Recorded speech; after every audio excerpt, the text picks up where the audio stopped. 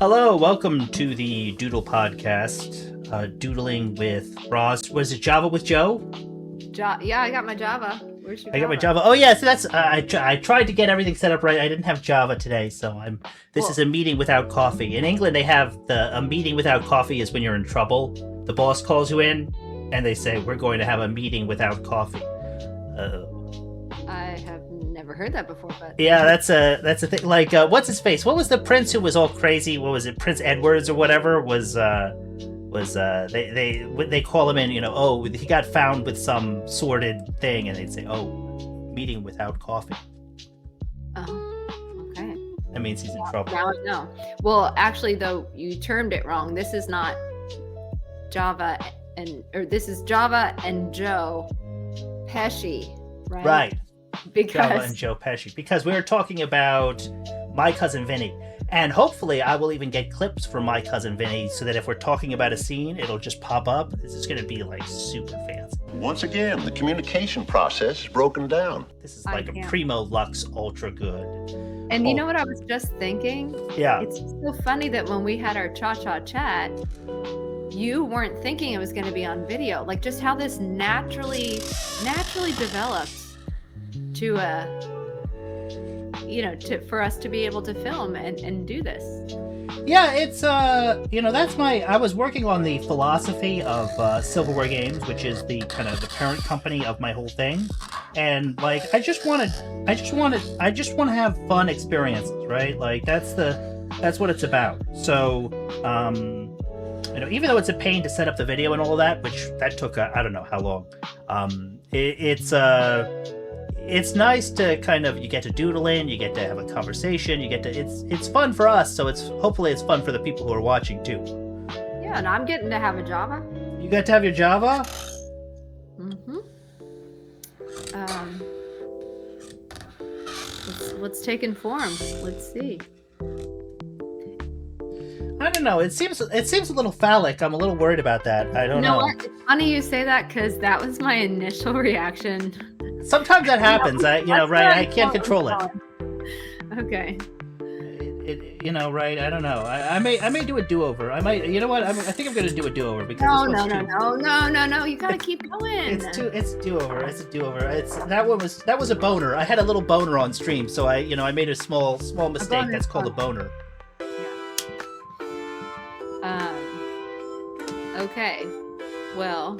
So you watched Joe. You hadn't seen My Cousin Vinny in a long time. I realized that I'm not sure I had ever actually seen My Cousin Vinny from start to finish. My goodness, this is the first time you've seen My Cousin Vinny? Oh my God. That I recall, right? Because I was doing the math. So if it was out in 1992, we would have been 6 years old. And it is, I feel like my mom and my family, like they watched enough movies, right? So, I had a sense of what it was. I knew it was like the New Yorkers. I could, imagine. I know Marisa Tomei won an Oscar, I believe, for like her biological clock is ticking. And? Well, I hate to bring it up because I know you got enough pressure on you already, but we agreed to get married as soon as you won your first case. Meanwhile, 10 years later, my niece, the daughter of my sister, is getting married. My biological clock is ticking like this, and the way this case is going, I ain't never getting married. I remember all that. I had a sense of all that. From a, pop culture standpoint, My Cousin Vinny, of course, like I always knew that reference, but I don't, and of course I knew that there was a trial, but I didn't really realize he was the lawyer. I didn't really realize, that they were New Yorkers in Alabama. What? Nothing. You stick out like a sore thumb around here. Me? What about you? I fit in better than you. At least I'm wearing cowboy boots. Oh, yeah, you blend. I didn't know the plot, and so yeah, first time from start to finish in my adult life that I watched My Cousin Vinny, and I was aware of what it was about. That is, I feel like I've done you a service because it is such a great movie. Isn't it a great movie? I thought it was a great movie, but it's also funny. I think nowadays, and again, I don't watch a lot of movies, but it's just so funny to watch a movie like 30 years later and think about like, how would this movie do today? You know? Oh yeah, there's no way that it would sell today. Yeah. And like kids.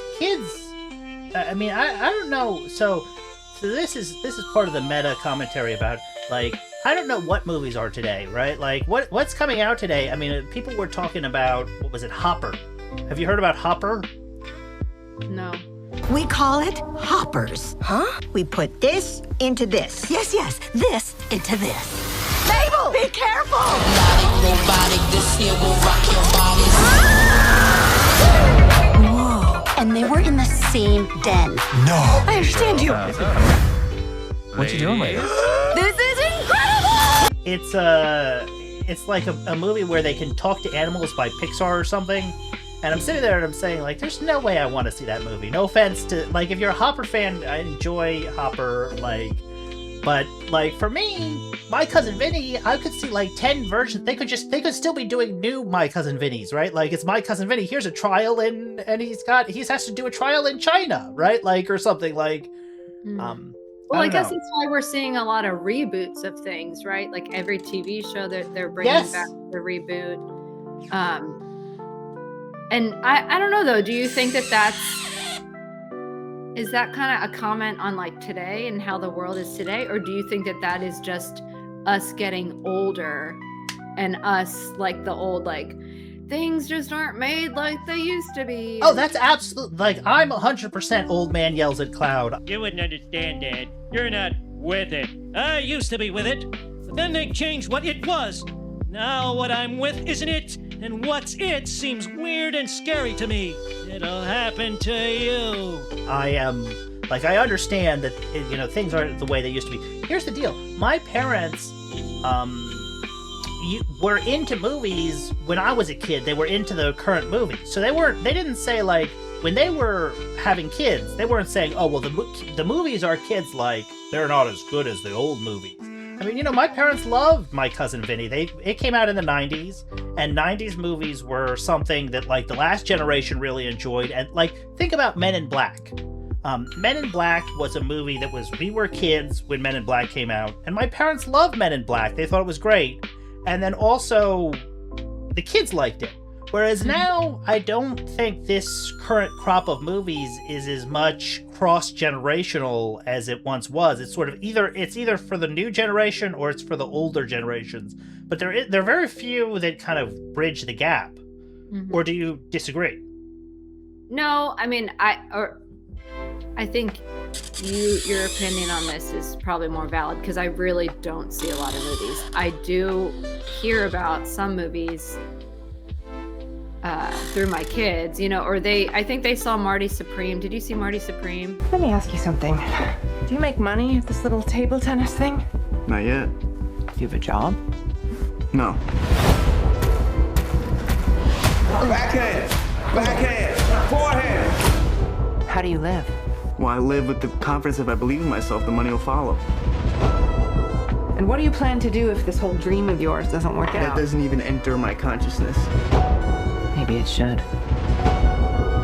So yeah, I think that's more of a next generation kind of movie. Because I was not, like, he's playing ping pong. Okay, right? Like, they're trying to make it very serious. Like, oh, well, I have to win my ping pong. I have to be a serious ping pong player. I have to risk my life for ping pong. And I'm sitting there saying, like, is this a comedy? Like, yeah. Well, I guess I didn't know too much about it aside from, I think they saw it with their dad. I guess it's always, for my kids, it's always been like a kid dad thing for them to do is like see a movie. I don't really see movies that much. But Nora did order some windbreaker type of jacket that was like a Marty Supreme jacket, and then I noticed she hasn't really worn it to school, and I guess she said that not that many people would know the reference or something. I don't know what she was talking about, but that's weird. See, so first of all, for me, I love wearing references that people don't know, right? So like if I had like some obscure thing that like was really good, but no one's heard of it. Wearing it. Yeah. I'm wearing. That's the coolest stuff. Yeah. Like I don't know, but no, I agree with you. But I'm trying to think of any, like what the last movie I saw in a theater was. And I'm just like at a loss. Or maybe it was the Barbie movie. Humans only have one ending. Get that Barbie! Ideas live forever. Yeah, Barbie was good. We did Barbie. We saw Barbie and Oppenheimer. We saw both. We did the whole day, which was weird. It was also going to be Mission Impossible was also going to come out on that day too, until Tom Cruise complained enough. He threw a little tantrum and he said, "Hey, Ray, move my movie to next week." And so but it was going to be all three. So back to the task at hand of Joe Pesci. I actually have clips from that movie on my YouTube channel because I couldn't find them anywhere else. So I have like the scene where he's negotiating in the pool hall. Oh, when he says, you want $200 or me to beat you up? Or... Right, yeah. If I was to kick the ever-loving out of you. We lawyers call that a counter-offer. Let me see. This is a tough decision you give me here. Get my ass kicked to collect $200. What do you think? I could use a good ass kick, and I'll be very honest with you. Do I get the money then? Yeah. Yeah. So wait, can I just make one comment about Joe Pesci for a second? Yeah, sure. That's the whole point. Is he Tomei in this film? I did not notice that. I have a respect for hair. I don't question other people's hair because I feel like my hair, I'm blessed with great hair. So like I never would insult someone's hair because I don't want to curse my hair. I'm just thinking about Joe Pesci in Home Alone around the same time period, and isn't he bald or balding? I don't remember that. Or does he just have a shortcut? Let's look it up.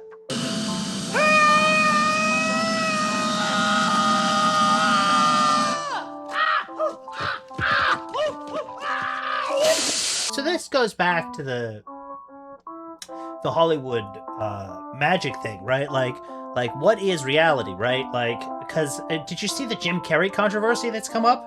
I did. Marc-François Carré, oui, Carré, quittait Saint-Malo en France pour le Canada. Right, and so I at first I was convinced that it was like a performance, that there was some like an impersonator who had, and then they came out and they said no, it really was him, and it really was Jim Carrey, and it really was, that's honestly what he looks like. Because I thought someone had like a face mask. I saw like a video of a guy putting a face mask on. I mean, his face looked full. I didn't get the whole, oh my gosh, it doesn't look like him type of vibe. His face looked very full and like soft, if that makes sense. Like most times you think as men get more distinguished, right? Like they have, like more little wrinkles, crinkles, whatever. I mean, everybody does, but to me, it just looked like he was. So I don't know. I don't know enough about plastic surgery and different procedures to know like what somebody has to do to look like that. Aside from like small things about fillers or I don't know, but. Right. Yeah. To me, he looked totally different. And so again, this goes into the vagaries of perception and reality and all of that. Like, do we see the same? So this is the scene. I was talking to my therapist about this scene in My Cousin Vinny. The scene with the cooking the water. Mr. Tipton, how could it take you 5 minutes to cook your grits when it takes the entire grit-eating world 20 minutes?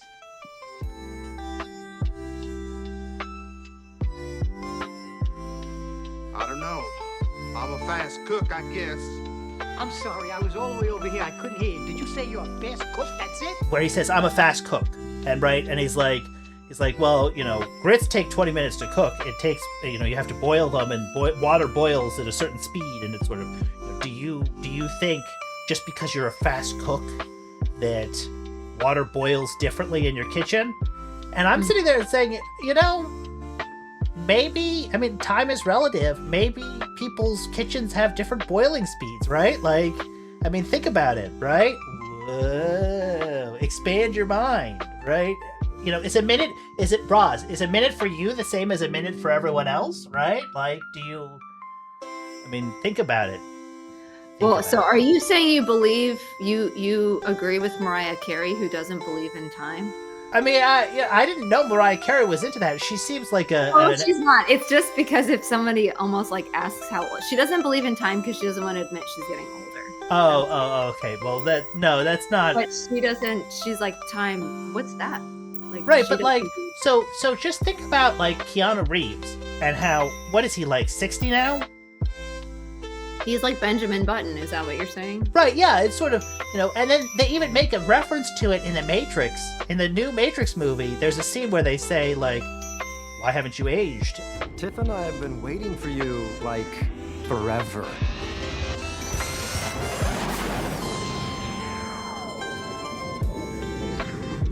Deja vu, right? Oh, no use. You can't beat time. This rewind is happening faster than you can blink. You gave me the idea.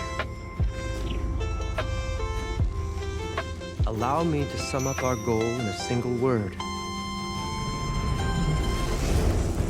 Bullet time.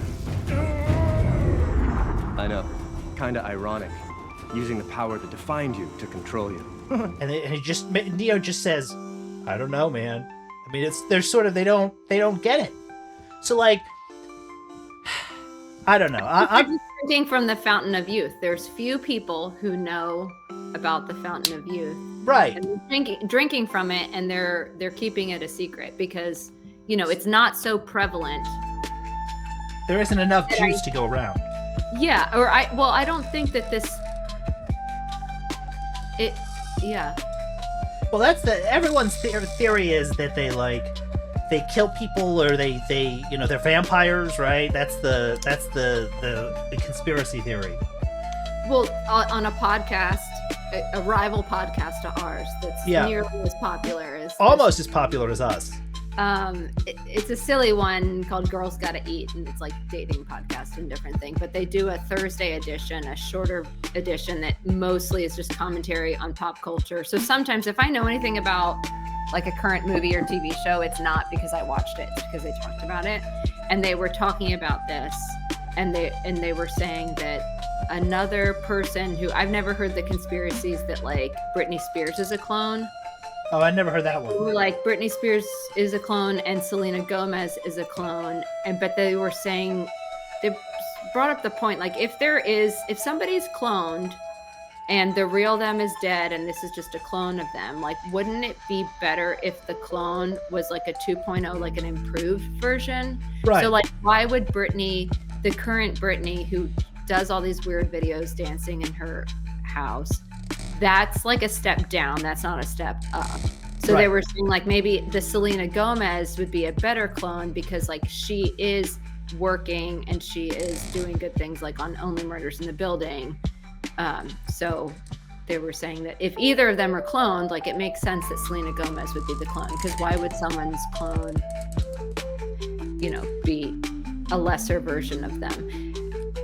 But so you know what? Maybe our next movie should be, somebody was telling me about that Multiplicity. 3 people. Meeting start yet? Well, you're already in the meeting. Sharing the life of one man. Did you see me in the meeting? Differences are developing. What are you doing? I'm having a smoke. What's it look like? Personalities are emerging. I fold once, and then tuck, fold, TTF. And no air goes in there because what? Air's our enemy, isn't it? And their problems are beginning to multiply. Doug, I'd like you to meet 4. Where did he come from? We made a copy from 2. And you know how sometimes you make a copy of a copy, it's not quite as sharp as, well, the original. So basically Michael Keaton is just feeling like he would like to multiply himself because he can be so much more efficient and productive. And he clones himself. And then it's so great that he's like, why wouldn't I do this again? And so like they clone the clone. and then maybe like the next clone doesn't ask for like the clones clone the clone, and you know, like eventually there's like a 6th version that's like just a dumb version of him. Yeah. But the friend that was telling me about it thought it was pretty funny. Oh yeah, no, that was a good movie. I remember it. I just haven't seen it in a long time, and I remember that he clones the clones and the clones. Yeah, it was a clever premise, and I guess that was when like they had just cloned Dolly the sheep, right? So I think that was sort of like the what if clones, or it was sort of like, so sometimes people do a movie about like a political issue that like in a light way, where it's sort of like, well, you know, if we're gonna allow cloning, what do we where are we gonna stop? Are we It's stopping sheep? Or are we moving on to, haven't they cloned pigs by now too? I don't know. I think there's laws against cloning, because, you know, the fact of the matter is that we were pretty close to getting cloning working in like the 90s. So like, I'm sure if people had been working on it unrestricted by laws, I'm sure by now they would have clones. So, and then you got to say to yourself, well, what if bad actors who don't follow the laws, who have a lot of billionaire money, like Elon Musk is funding a secret cloning project. There you go. You heard it here first. Come to our podcast. Elon Musk possibly funding a secret cloning project. Find out more. Subscribe, like, hit, smash that button. Clickbait found out here on Java with Joe Pesci. But you know, you get my point, right? Like, I mean, you would think that the technology isn't the limiting factor. Yeah, the powers that be, Big Brother, somebody up there is not allowing it. Otherwise, it'll be done. Right, and I hate going down that road, because like I certainly do feel that there are powers that be, but I think that it's more complicated. Like, I feel like there's powers that be that are like so above us that it's not even like Elon Musk isn't even the right guy. That there's powers that be that are like in another plane, that like, because I don't think it's as simple as there's just like an old man in the clouds sitting up there just like, I'm going to ignore people's prayers today. That's my job. We're going down the road of that there is a multiverse, multiple universes. Right, yeah, exactly. Right. And Roz is like, I'm out. I'm done. Goodbye. No, I'm just saying, it sounds a lot. Oftentimes our conversations circle back to that, where I understand. Like, that's the only explanation. You know? I'm obsessed with it. That's the reason why. I don't think you should discount me so much, because we've had conversations off camera where I told you I have different friends that are, you know, maybe not so much into this, but they've opened my eyes enough to be like, it's not something to totally discount. Right, well, so like, the line, so just like as a practical issue, the line between being insane and being religious, there's like a very blurred line between being like having a crazy theory versus having a religious theory, right? So just sweep it under the rug of religion. You got some crazy idea, just say, hey, that's my religious belief, that's my personal preference. People can't, you're done. You're done. I mean, I agree. I support you. But so back to Joe Pesci. Yeah, I was just about to be like, but to the movie. But that's my. Joe Pesci thinks there are multiple universes. I mean, I don't think that he's that deep of a thinker. I think that he really, really, really, really, really wanted to be a star. Like, and I think that in order to make it as a star in Hollywood, you have to want it so bad that you would cut off your right arm to do it. Like, you have to want it more than anything, and then some, to make it as like a Hollywood star. I think that's so. I think that it's kind of, to some extent, he'll believe whatever you want him to believe if it'll put him in a movie. You know, but don't you think that there are probably also those people that don't care to be a mega star? They actually do it because they enjoy acting.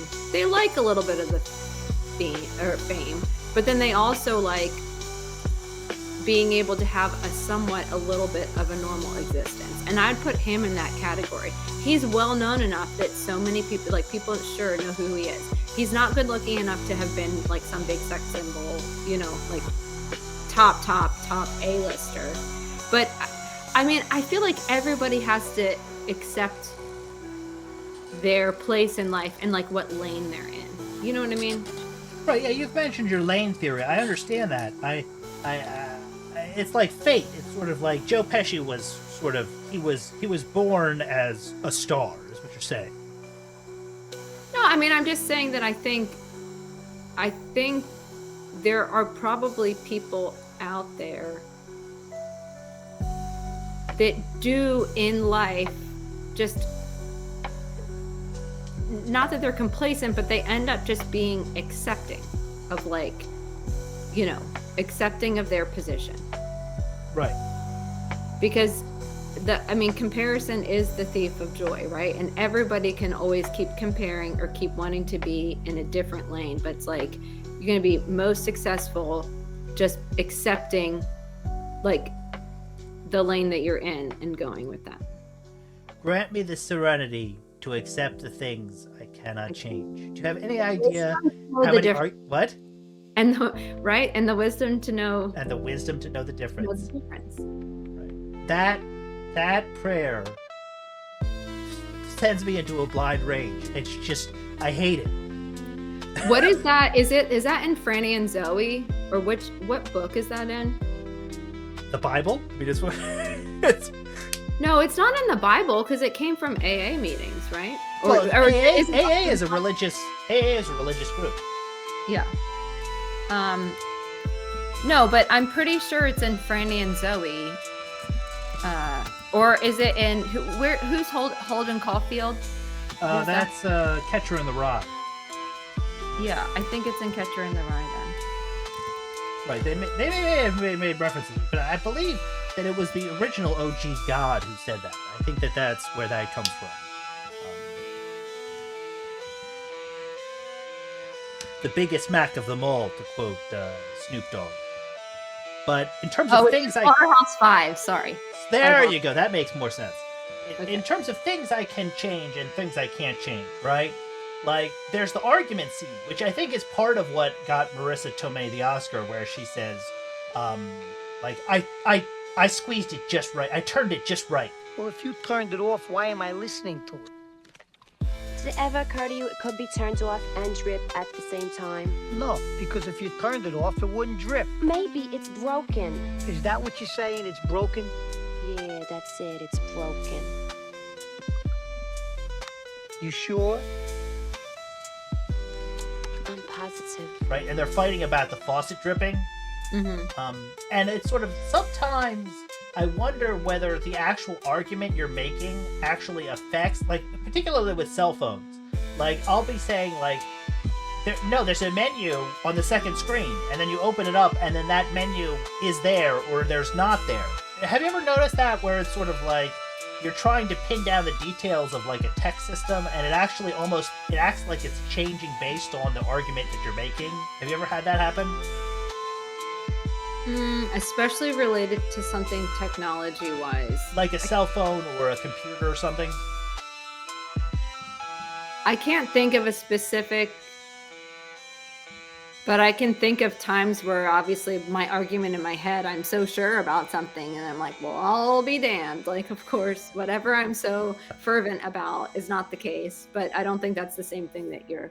No. I'm talking about, like,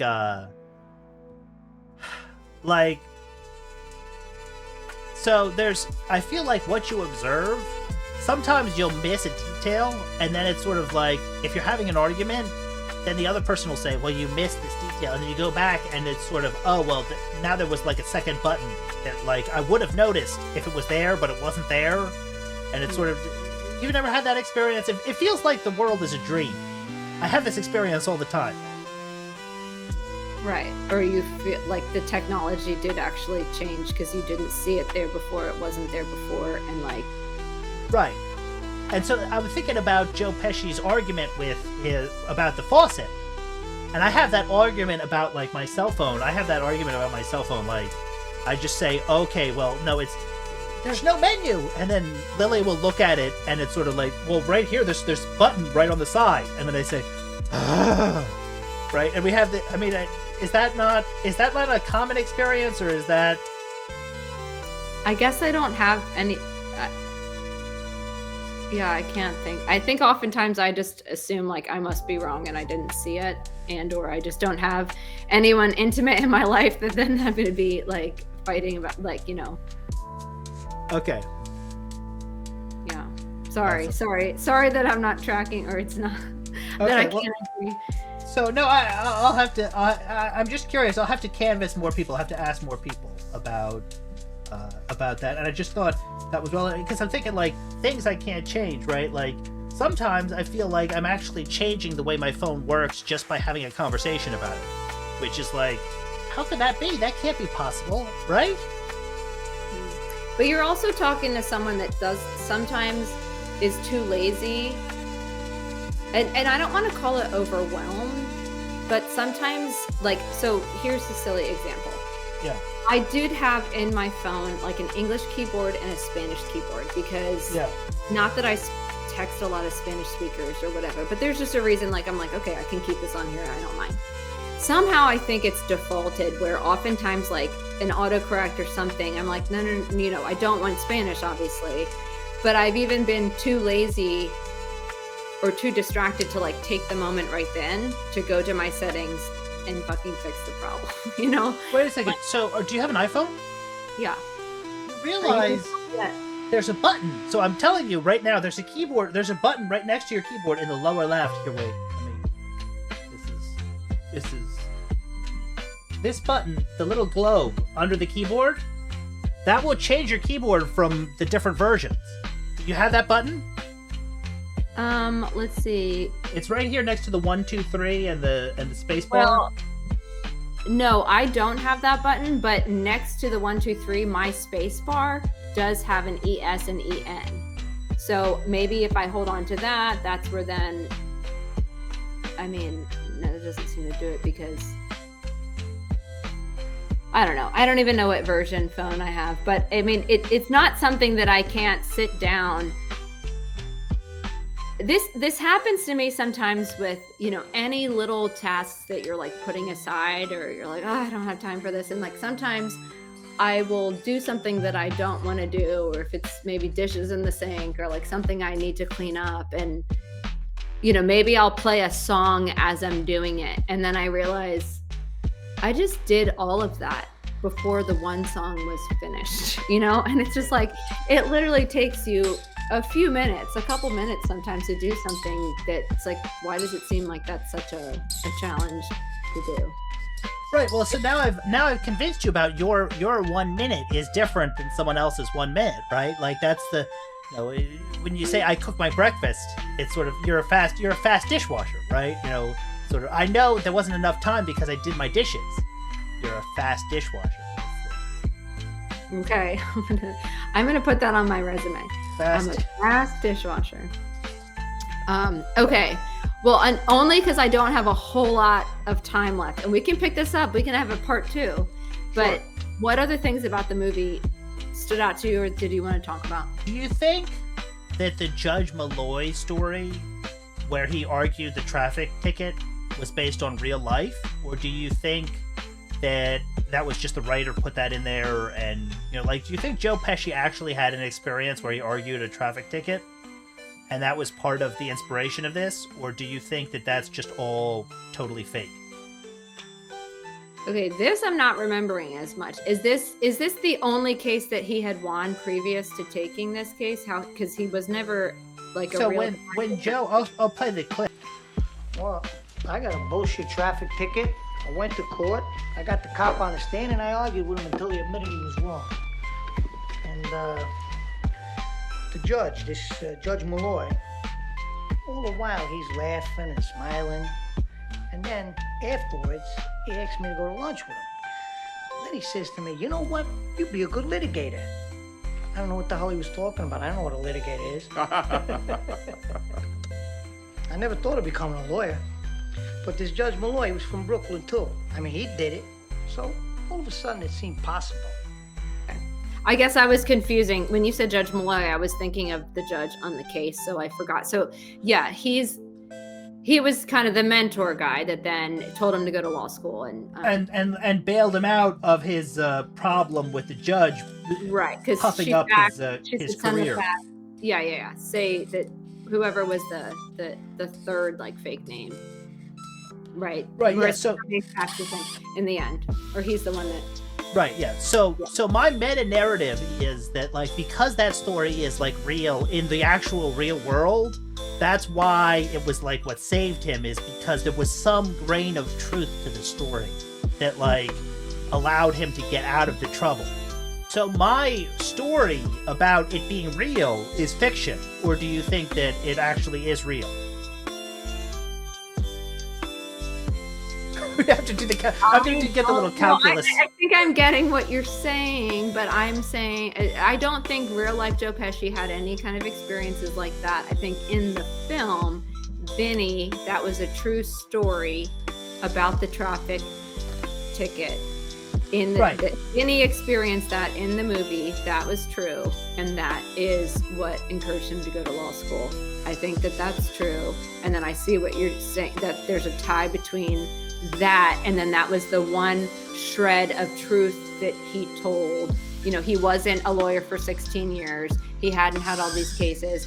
He wasn't Joe Gallo or Joe Callow or whatever. Right, yeah. That was the one shred. So then that's what's in the end got him off the hook of the judge for this trial, you know, accepting him as a lawyer.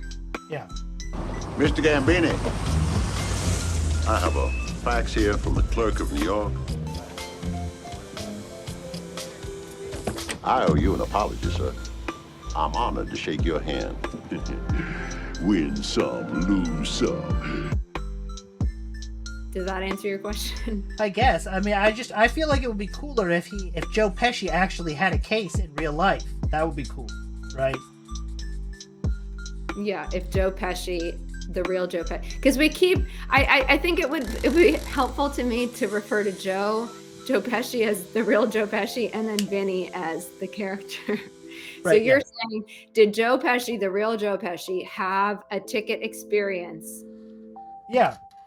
That then that's what was some of the impetus of like there would be the great idea of this. There was this movie about involved this. Yeah. I don't think that Joe Pesci had it in real life. That or maybe has he had tickets that he's talked his way out of in real life? Sure, but like I don't think that then that is what was the catalyst for this movie. Gotcha. I will say, and I feel like I've told you this story before, and I don't think I could ever find it, but I remember seeing something on Facebook or on like Instagram or something that was a story that was apparently a true story that a person said when they were a child around the time of Home Alone or a couple years after, they saw Joe Pesci in the airport and went up to him to say hi and ask for an autograph. And Joe Pesci says, "Who's your favorite actor?" And the kid says, "You." And Joe Pesci gives him a crisp $100 bill and says, "Right answer." And that's apparently I don't know if that's some lore that then someone just turned into a fake, Instagram post. But I remember seeing that, and if that is a true story, that is a very cute true story about Joe Pesci. Well, so that's the theme of this is sort of what is true, right? Like, I love that story. I want it to be true. I want that to be Joe Pesci. I want it to be real. I want to believe, right? Yeah. But at the end of the day, is the truth out there or not? I don't know. Maybe you should investigate that. Can you investigate and see what you can find? I will do an addendum after the video saying what we found out in this investigation about Joe Pesci's $100 bill story. Okay. Do you have any? So I don't want to ignore the doodle that's coming along. Before I have to hop, it's looking good. I'm seeing, it's fun to see your process as it's, as you're working on it. Thank you. I think the lighting was a little too bright on the lighting. So next time I'll try and make it a little less game. Do you ever, I can't remember if you only ever do markers, or would you ever go back and like put paint on certain parts of it, or like collage out certain things, like even like if it's a paper collage? Or I haven't done collages. I don't think I've done collages since grade school. I did some paintings. The problem with paints is that they're very messy, and you have to deal with cleaning the brushes, and you have to deal with. There's just a lot of like logistics associated with painting that makes it less fun. There's this little pocket of a place in Dallas that does that has a lot of like, they're kind of funkier houses with like home studios, like art, like a lot of like artists kind of live over there. Some of these homes too are really run down and like eclectic. And there was one that seemed really junky, actually, like kind of like the outdoor space almost looked like a junkyard, parts of it. But some of the art was interesting, and it was like paint with like natural materials with like paper, paper Mod Podged onto it and stuff. So it was like I liked like the art, and even kind of like on a piece of wood instead of like a canvas or a piece of paper or something. It was cool. But it sounds like outsider art. That's what people say my art is, outsider art. Which is like a fancy term for like crazy people who don't actually know how to make art, is like outsider art. That's what they say it is. Well, I don't know. Stay outside, Michael. Never conform. All right, man. Right on.